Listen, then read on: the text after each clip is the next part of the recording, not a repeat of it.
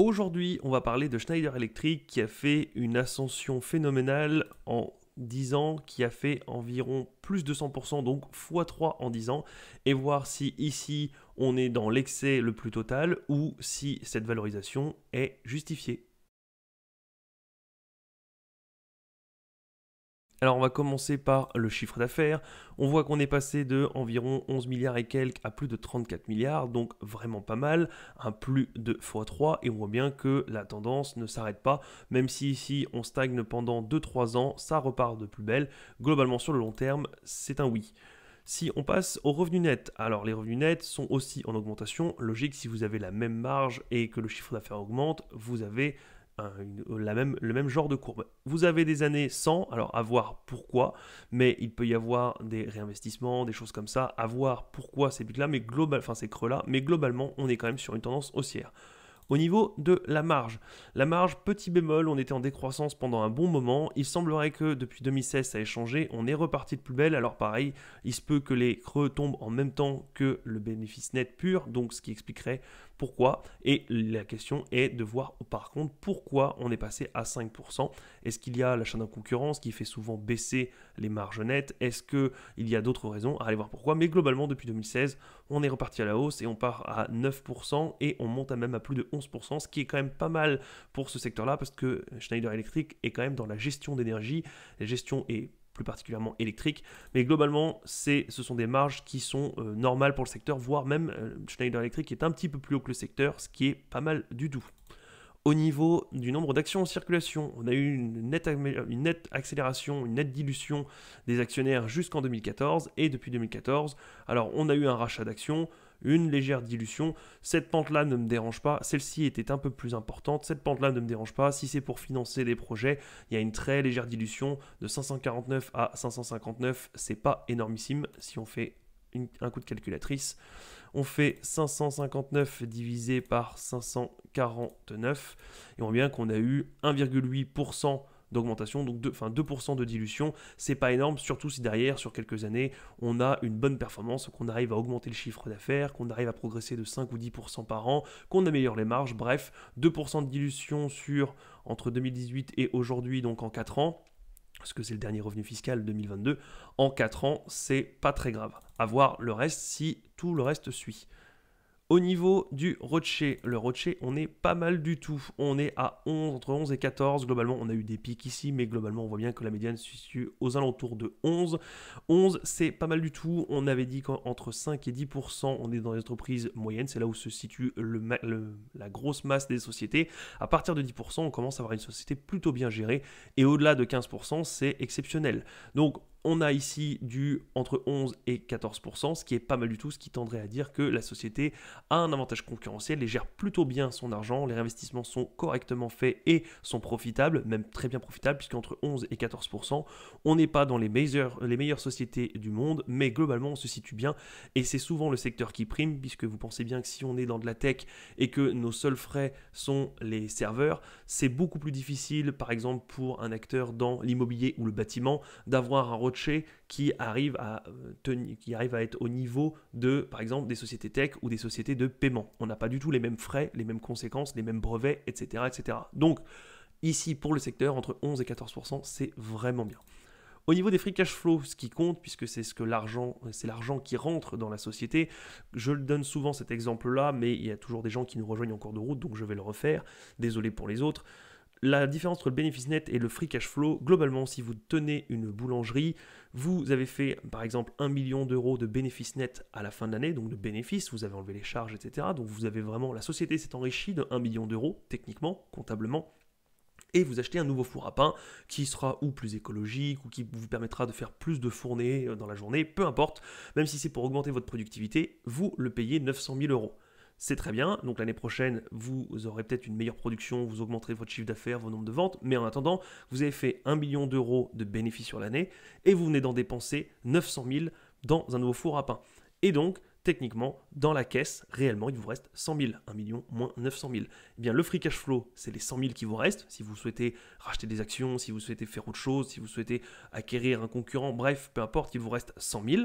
et vous avez 900 000 qui sont partis dans le four à pain. Alors oui, après, il va être rentré au bilan comptable, puisque ça sera en plus derrière, il ira avec les bâtiments, etc., les terrains, bref, tout ça. Mais globalement, dans l'argent, dans les caisses, il ne vous reste pas 1 million. 1 million est le bénéfice comptable, et 100 000 est le vrai argent qu'il vous reste, le flux de trésorerie ou le free cash flow, comme on l'appelle en anglais. Donc, ce qui compte, c'est vraiment, alors les deux, puisque les bénéfices sont aussi la performance de l'activité sur l'année, mais globalement, les free cash flow sont l'argent qui reste réellement dans la caisse. Si chaque année, vous faites 1 million de bénéfices, mais vous en dépensez 1,5 million, alors oui, pour augmenter derrière votre productivité, mais quand même, vous dépensez plus que ce que vous gagnez, même si vous augmentez drastiquement votre productivité, attention, chaque année, vous vous appauvrissez légèrement. Alors, si c'est dans une vision long terme et que le management est solide et qu'il sait où il va, comme par exemple Amazon, pendant des années, il a réinvesti plus et même bien plus que ce qu'il avait fait sur l'année. Jeff Bezos avait une bonne vision. Et globalement, Amazon est devenu bien plus conséquent aujourd'hui et c'est après qu'on peut commencer à opérer des marges et arrêter de penser à la croissance. Mais il est important de savoir dans quel cas de figure on est. Si on est dans une société de croissance, on peut accepter du free cash flow négatif, donc perte d'argent. Mais si on est sur une société plutôt mature, ou même que nous, pour protéger le portefeuille, on préfère avoir des sociétés qui gagnent de l'argent, il est important de regarder le free cash flow. On est en constante augmentation, on a des petits hauts, des petits bas, mais ça arrive sur une année d'avoir un creux. Globalement, la tendance se veut haussière, avec une pente légèrement douce ici et un peu plus accrue depuis quelques années, depuis globalement 2018-2019. On est plutôt bien, donc la société gagne de l'argent, pardon. Au niveau du price to free cash flow, qui est la même chose que le PER, mais avec le free cash flow. Donc, c'est en combien d'exercices fiscaux la société récupère réellement l'argent dans les caisses. Ici, c'est 25 années. On voit bien que c'est beaucoup plus cher qu'avant, puisque avant, la médiane était plutôt aux alentours de 14-15.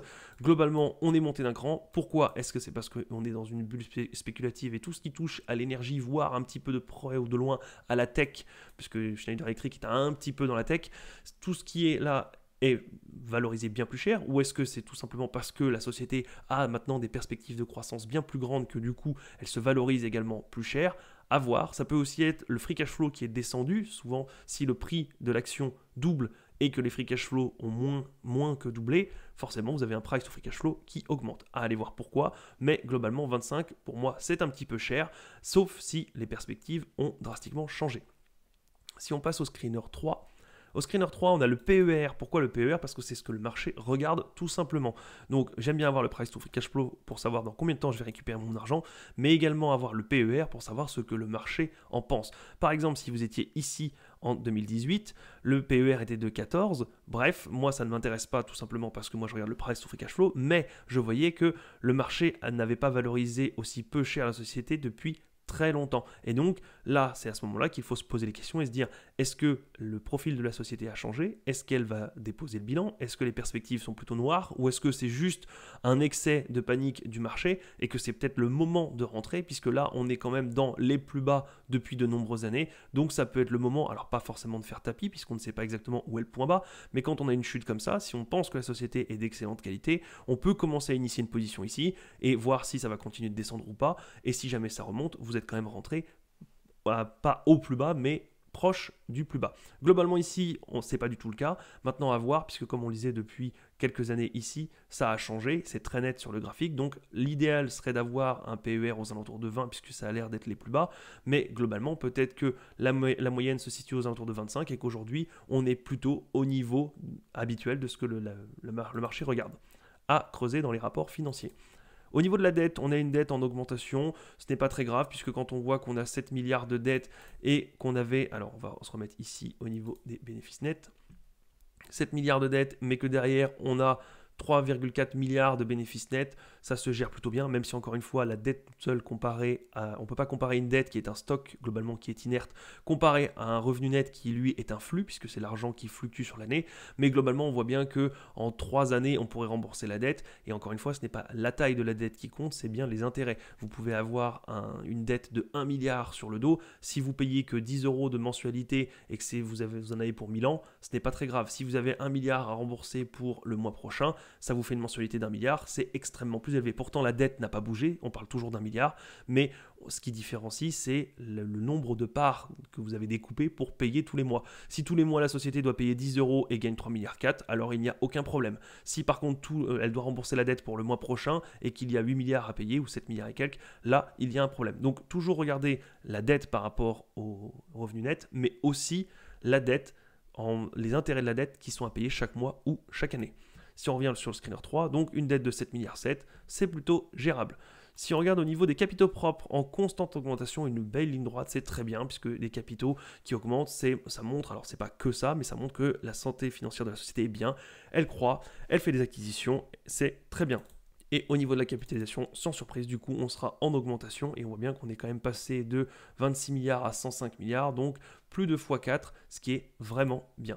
Maintenant, si on regarde au niveau des perspectives finance, si on se met bénéfices attendus, on voit que c'est une belle ligne droite qu'on a prévu de monter, donc 7,65, 8,41, 9,46 et 10,77, c'est une vraie ligne droite. Attention, ça reste des anticipations, ça peut toujours être controversé et on peut toujours avoir des problèmes ou des agréables surprises, mais globalement, si on en croit les analystes, on est quand même plutôt pas mal. Donc l'année prochaine, on attend environ 8, alors cette année-là, c'est plutôt réglé, l'année prochaine, on attend plutôt 8,40, 8,41 pour un prix d'environ 180, 183. Donc, si on met la calculatrice et qu'on fait du 8,4 divisé par 183, ça fait aujourd'hui un rendement de 4,5%. C'est un peu bas pour moi, puisque quand on voit aujourd'hui que on peut avoir des obligations à peu près à ce niveau-là, c'est un peu bas. Maintenant, ça ne prend pas en compte la croissance future, puisque si aujourd'hui vous avez du 4,5%, mais que vous conservez ça plusieurs années, par exemple ici 10, ça n'a plus rien à voir, vous n'aurez pas le même rendement. Et si ça continue de monter les années d'après, et que vous avez du 12, 13, 14, 18, le jour où vous aurez 18, peut-être dans 10 ans, mais vous aurez un rendement de 10% avec encore les perspectives futures.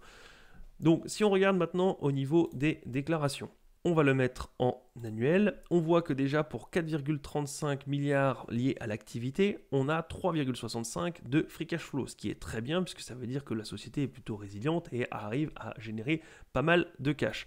Si on regarde au niveau des dépenses d'investissement, c'est le seul point noir pour moi. On a 1 milliard de capex, ce qui fait un peu beaucoup comparé aux 4 milliards d'exploitation, mais c'est l'activité qui veut ça. Au bout d'un moment, dans ce secteur, si vous voulez gagner de l'argent, il faut aussi avoir beaucoup de dépenses d'investissement et de réinvestissement. Mais globalement, 1 milliard, on voit quand même que c'est relativement gérable. C'est juste que c'est un petit peu élevé, ça peut être à la limite le seul point noir. Si on regarde maintenant au niveau du compte de résultat et qu'on va dans bénéfices d'exploitation, ici, et qu'on a les charges d'intérêt, on voit ici qu'on a 164 millions en charges d'intérêt, ce qui est extrêmement faible, puisque 164 millions comparé au revenu net de 3 milliards et quelques, on voit qu'on peut largement payer la dette, donc la dette n'est pas un souci. Payer moins de 200 millions quand vous générez 3 milliards 4, il n'y a absolument aucun problème. Voilà, j'espère que ça vous a aidé, j'espère que vous avez découvert une nouvelle société. Maintenant, il faut étudier les rapports financiers, écouter les conférences calls et voir si les perspectives sont prometteuses, si on n'est pas dans une bulle et en train de surpayer un peu l'activité. Est-ce que la société peut continuer de croître? Est-ce qu'il y a une profondeur de marché suffisante? Est-ce que le management a une stratégie qui vous parle, qui a l'air cohérente, qui a l'air profitable pour la société? Bref, toutes ces questions qui doivent être posées par l'investisseur pour savoir s'il fait un bon investissement et s'il peut dormir sur ses deux oreilles la nuit. C'est tout pour aujourd'hui et moi je vous dis à la prochaine. Salut!